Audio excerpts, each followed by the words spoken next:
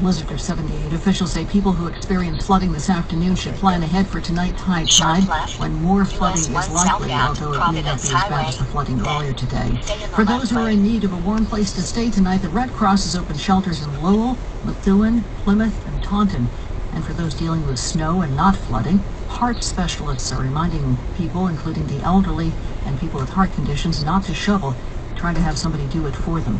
Dr. Michael Levy is the chief of vascular medicine at Leahy Hospital and Medical Center in Burlington. He says shoveling can cause heart attacks. This is sort of the equivalent of somebody not exercising all year and then going out and trying to bench press over 200 pounds in one shot. The snow can often be heavy, it's wet. People really don't have a good sense of how much activity they're exerting. The extreme cold makes the risk of heart attack go up, so Levy says that will be another concern when it comes to shoveling, as we're expecting a big drop in temperatures.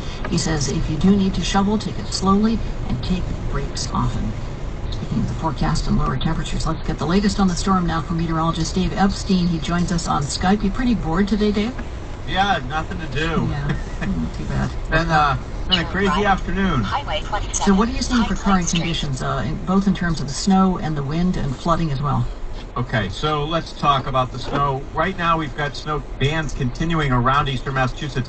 However, we're beginning to see the signs that the worst of this is now getting behind us. There's one last band, pretty good band of snow actually, running from just around the Springfield area through Worcester, and then it runs up through Concord, and it's rotating off towards the east. That will be the last band to come through here over the next couple of hours. Behind that, we're just looking at a few light flurries. So the system is now moving off towards the east. So in terms of the snow, I'd say another 1 to 3 inches across the area. In general, some of those heavier bands will produce that 3 inches, but some places may only see another inch or two over the rest of the evening. Now, in terms of winds, they are going to continue all night long because the storm's so powerful out at sea, and we have this strong gradient.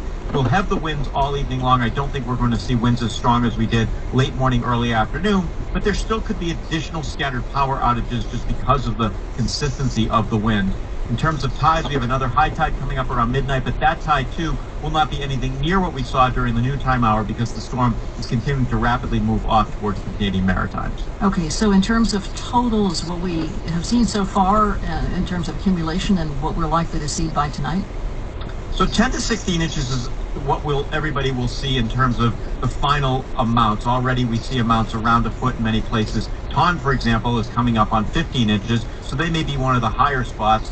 Dighton is about a foot of snow. We've got about a foot around the Framingham-Natick area at this point. Other areas have less snow in the order of 8 to 10 inches. So it will depend on where you are. Were you under one of those heavier bands all out?